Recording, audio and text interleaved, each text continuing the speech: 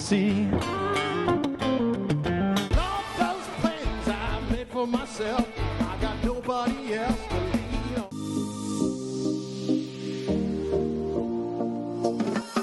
Welcome to everyone joining us to experience stories of resilience, hope, perseverance, and joy. Move over to a sport chair, basketball wheelchair. Category of Best Video are... We love you guys.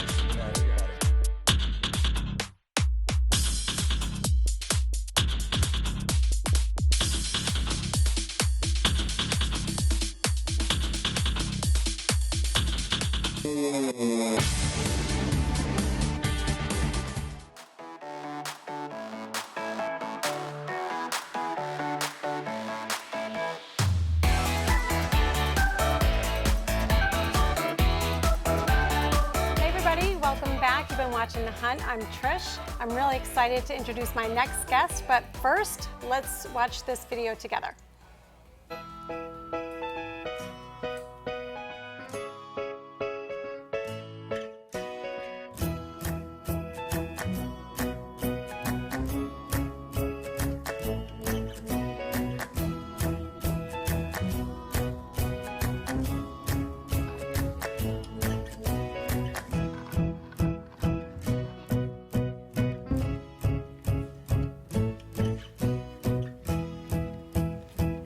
Fantastic. All right, very good. Emily Kasel, founder of Kasel Krafts. Are you with us?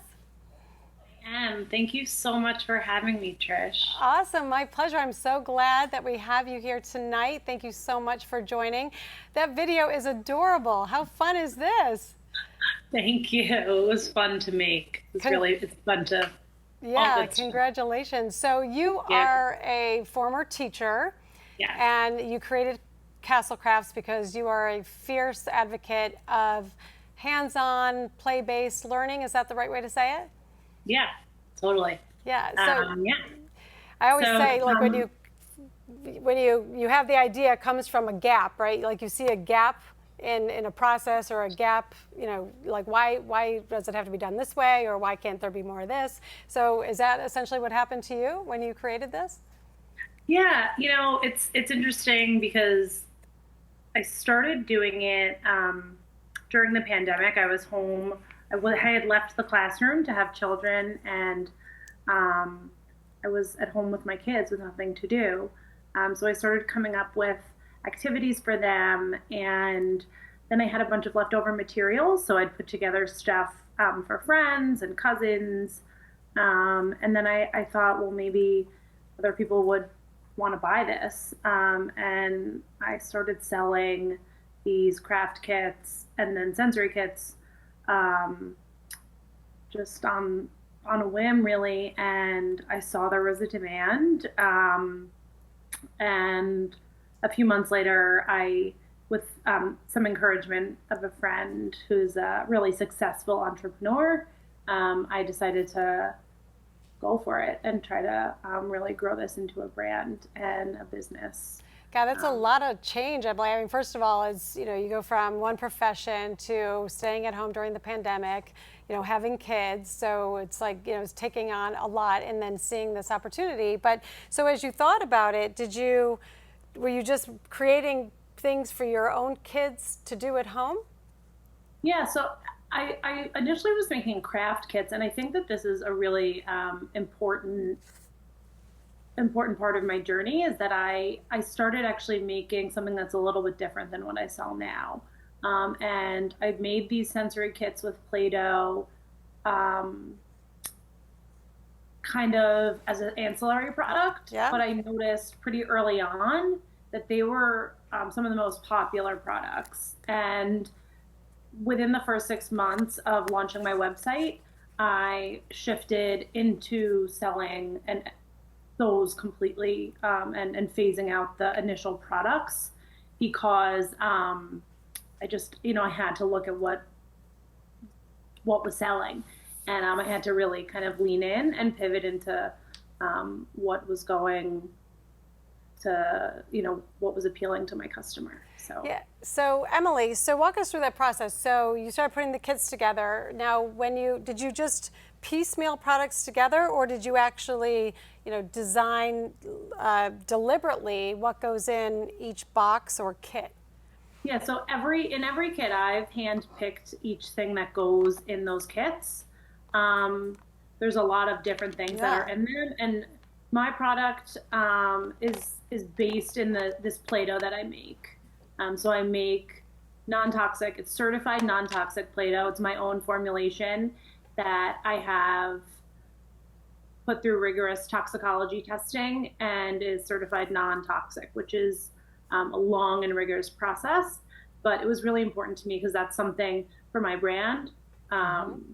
That's one of the most important things, to be as safe as it can possibly be. I mean, if I'm going to let my children play with it, it has to be as safe as possible, and that should be the case for everyone. Yeah, no doubt. I mean, as a parent and as a teacher, that's important, right? And it lasts up to 6 months, so that's good shelf life as well.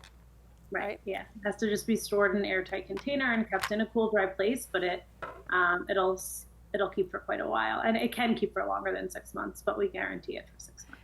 And then how did you decide, so the demand was there, I mean, you when you were just sharing it with your friends and family, there was some demand there, and then you just put the packages together and built a website? Like, walk us through that process.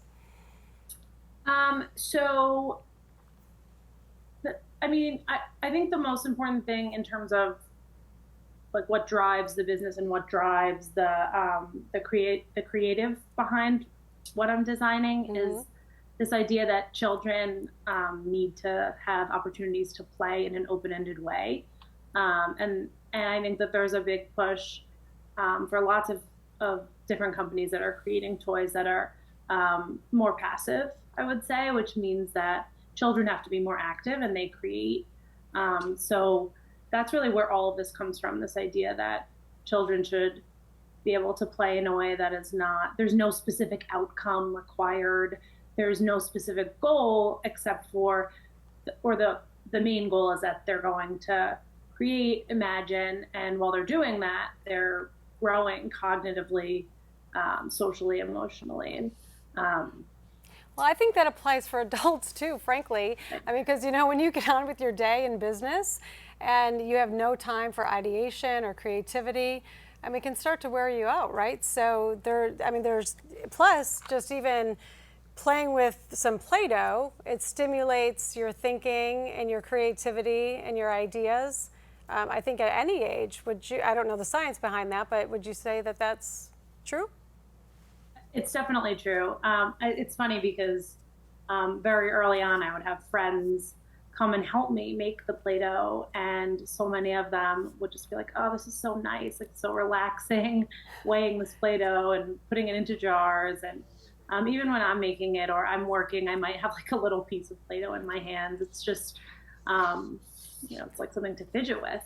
But there's also a lot of science behind sensory play, specifically that when you're activating more than one sense, you're actually developing neural pathways in the brain, and that by playing in a way where you're activating more than one sense, so meaning you're smelling the Play-Doh, you're feeling it in your hands, you're seeing it, that it provides you with cognitive development. Yeah, absolutely. Now, when somebody purchases this, do they get instructions on how to use it? Like if I'm a teacher or just a parent that wants to engage my child with this? I get that question a lot, and it's funny because I don't provide instructions purposely. I provide like all the important safety information and how to store it, but the idea of this is that it's open-ended play, and that there is not one specific way to play, and there are rules, obviously safety rules and boundaries, but there are no directions. I've had lots of adults ask me that. I'm seeing a spinoff. They won't ask for directions, though, which is funny, Yeah. the kits, depending on, I typically suggest that parents just let their kids, give them like a tray, even like a cookie sheet or something, so the stuff doesn't roll all over the place, because there are beads and some stuff that, you know, can like potentially roll off the table. They're also really great. I mean, even a paper plate is great. I'll send people with these jars. I suggest people take them to restaurants with them or on planes. And it's really amazing. People are always coming back to me and saying, like, I can't believe he sat for a whole hour. I didn't hear from him. Emily, hold that thought for me. We have to take a quick commercial break. We'll be back in a minute. But people can find you at kaselkrafts.com. So stay with us. We'll be back just here in another minute. I'm Trish. You're watching The Hunt.